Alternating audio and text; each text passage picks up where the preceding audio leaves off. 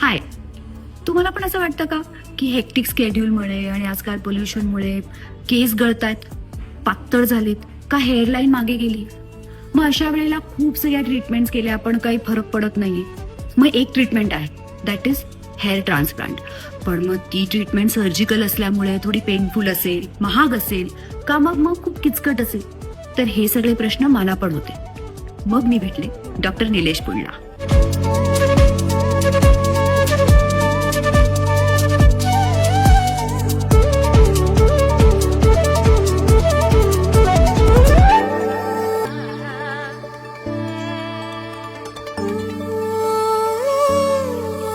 या ट्रीटमेंट नंतर आज हा व्हिडिओ मी 4 महिन्यांनंतर करते.